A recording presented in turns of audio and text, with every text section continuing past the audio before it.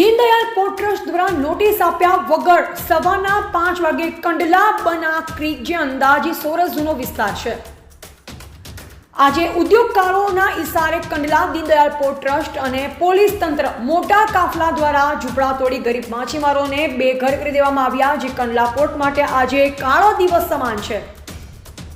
Kandla Deendayal port ટ્રસ્ટની હજારો acre જમીનમાં દબાણો કરી ગેરકાયદેસર રીતે વ્હાઇટ સોનું મીઠું પકાવતા માફિયાઓ સામે કંડલા ચેરમેન અને દબાણ શાખાના અધિકારીઓ ચૂપ કેમ રહે છે?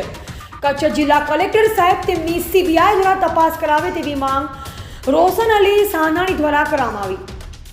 કંડલા દીનદયાળ પોર્ટને આજે 60 વર્ષ થયા છે, જ્યારે કંડલા બંદર વિસ્તારમાં અંદાજે 100 વર્ષથી વધારે ત્યાંના માછીમારો રહે છે અને માછીમારી કરી રહ્યા છે, પરંતુ કંડલા પોર્ટ ટ્રસ્ટ દ્વારા લોકોને કોઈ દિવસ પણ CSR ફંડમાંથી કોઈ મદદ કરવામાં આવી નથી અને કોઈ માછીમાર લોકોને ત્યાં પાકા મકાનો બનાવી આપવામાં આવ્યા નથી। વર્ષો જૂના વિસ્તારમાં બનેલા કાચા ઝૂંપડાઓને ઉદ્યોગકારોના ઇશારે તોડી પાડવામાં આવે છે, જે સંવિધાનિક રીતે ગેરકાનૂની છે।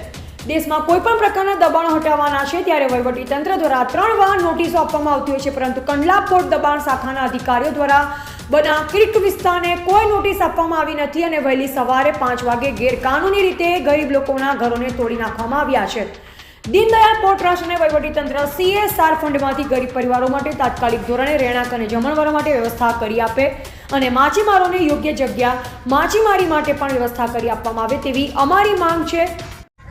જય ભારત જય સંવિધાન સાથે જણાવવાનું કે આજે અમે કંડલા વિસ્તારના બન્ના વિસ્તારમાં જે આવ્યા છીએ, જે કહેવા જઈએ તો આજે અહીંયા 10 પેઢીઓથી માછીમાર ભાઈઓ રહેતા હતા, એને વગર નોટિસે વગર જાણ કરે આજે પરોઢના 5 વાગે, એક તો કહેવા જઈએ તો આ સંવિધાનના વિરુદ્ધ છે। કોઈ પણ માણસ ઘરમાં સૂતા હોય એ ટાઈમે એના ઘર ઉપર જીસીબીઓ લઈ ઇટાજીઓ લઈને આપણે પહોંચી જતા અહીંયા ને એ લોકો જે ગરીબ લોકો એનો અસ્તર જ માછીમારનો દરિયા કાંઠો છે, જ્યાં અહીંયા કંડલા પોર્ટને 60 વર્ષ થયા છે, પણ આ લોકોને અત્યારે કહેવા જઈએ તો 100 વર્ષ થયા છે। એ 100 વર્ષથી અહીંયા રહેતા માછીમાર ભાઈઓને હસ્તાંતર કરવા માટે કોઈ જગ્યા આપવા વગર, કોઈ એ લોકોને નોટિસ કે જાણ કર્યા વગર પોલીસના મોટા કાફલાથી એક આપણે કહેવા જઈએ કે મોટો બંદોબસ્ત છે, એ એક માણસમાં એક ભયનો જે માહોલ બને કે પબ્લિક સાથે કોઈ પણ એ અધિકારીઓ વાતચીત કરવા પણ તૈયાર નહોતા। ડાયરેક્ટલી તમે જોઈ શકો છો એનો માલ સામાન અંદર પડ્યો છે, એવી પરિસ્થિતિમાં એ લોકોના ઘર વખરીને તોડી નાખવામાં આવ્યું છે। હકીકત કહેવા જઈએ તો શું આ સંવિધાનિક, આ કોઈ કાયદો છે? આ કોઈ લડત છે તમારી કે તમે એક નોટિસ આપો, 2 નોટિસ આપો, 3 નોટિસ આપો, ત્યારબાદ એની કાર્યવાહી થાય? તે પણ અહીંયા દબાણ કહેવા જતા હોય તો કોઈ પણ પાકા બાંધકામ નથી કે આને દબાણ કહેવા જાય। અહીંયા કોઈ બિઝનેસ કરવામાં નથી આવતો, જ્યારે કંડલા પોર્ટના 1.5 લાખ એકર જમીન છે। મારા સૂચન પ્રમાણે, મારી અભિપ્રાય પ્રમાણે, મારા જાણ પ્રમાણે એની આજુબાજુ જે જમીન છે એના ઉપર લગભગ 50,000 એકર જમીન ઉપર દબાણ છે, તો એ દબાણ શાખાના કંડલા પોર્ટના અધિકારીઓને કેમ એ નથી દેખાતો? ફક્ત ને ફક્ત આ ગરીબ માણસોના જે ફક્ત અહીંયા પોતે ઝૂંપડા બનાવીને બેઠા છે એને દબાણ દેખાઈ રહ્યા છે।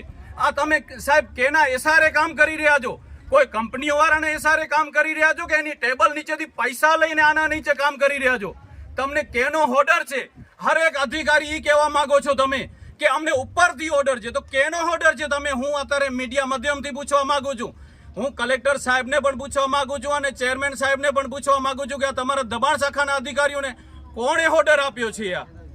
આ જો કે હકીકતી આવી જ રીતે બુલડોઝર ચલાવી ને ગરીબ લોકોના જો અગર એવી રીતે ઝૂંપડા ફગાડવામાં આવતા હશે તો આવનારા દિવસોમાં સાહેબ તમારા સામે હાઈકોર્ટની તો લડત થશે જ, પણ તે જે તમે 2 નંબરના જે ધંધા કરી રહ્યા છે અહીંયા મીઠા ઉદ્યોગોના, જેને કહેવો વ્હાઇટ સોનો પકાવી રહ્યા છે, જે પોતાની માલિકીની કોઈ જમીન નથી, એના ઉપર કંડલા પોર્ટની દબાણની જમીન ઉપર જે 50,000 એકર ઉપર, તો એ તમે શું કરવા એને ખાલી નથી કરાવી રહ્યા? એનામાં તમને શું લાલચ છે? શું તમને એ નીચે ટેબલ નીચેથી કાંઈ આપે છે? ને અગર એ નથી આપતા તો એને ખાલી કરાવવામાં કોની તમને શરમ છે? અગર આ તમને આ ગરીબ માણસોની, એના બચ્ચાઓની હાય જ ખાવી છે તો આવનારા દિવસોમાં તમારો પરિવાર પણ એ જોઈ લેશે કે આનો ભોગ બને છે કે નથી બનતો। તમારો એક આસિયાનો કોઈ ફગાડવામાં આવે તો તમને ખબર પડે આ તો એ લોકોનો જિંદગીભરનો છે, અહીંયા એ કમાય છે, દિવસ રાત દરિયામાં ખેડ કરે છે, એ ખેતી સાચી છે? તમે કહેવા જાઓ બે જ ખેડૂતો છે, પણ જે આપણે ધરતી ખેડૂત છે, બીજા સાગર ખેડૂત છે. આ વાવાઝોડામાં અનેક વખત નુકસાન થયા છે, તેમાં કંડલા પોર્ટે પણ કોઈ મદદ નથી કરી. CSR ફંડનો ઉચ્ચ અધિકારીઓ સુધી એ ફંડનો ઉપયોગ થાય છે, દિલ્હી સુધી થાય છે, મુંબઈ સુધી થાય છે, ગુજરાત સુધી થાય છે, પણ અહીંયા જે બેઠા છે મચ્છીમારો, એ લોકોને 1 રૂપિયાનો પણ કોઈ ફંડ આપવામાં નથી આવતો ને ઉપરથી એ લોકોના મકાન પાડી દેવામાં આવે છે. કેટલા હદ સુધી યોગ્ય છે આ?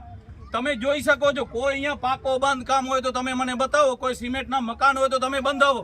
અહીંયા જ્યારે તમે સ્થળાંતર કરવાનું કહો, એ લોકો એને ઉપાડીને તમે બીજી જગ્યા આપો તો એ જગ્યા દરિયા કિનારે હાલે જાય, પણ તમે એને જગ્યા પણ નથી આપી, એને મોકો પણ નથી આપ્યો ને ડાયરેક્ટ એને ફગાડી દેવામાં આવ્યો છે. તાત્કાલિક ધોરણે આ લોકોનો રહેવા માટે અને ખાવા પીવાની સગવડ કરી આપવામાં આવે, નહીં તો કંડલા પોર્ટની ઓફિસમાં તમામ લોકો ધરણો કરવામાં આવશે. જય હિન્દ, જય ભારત, જય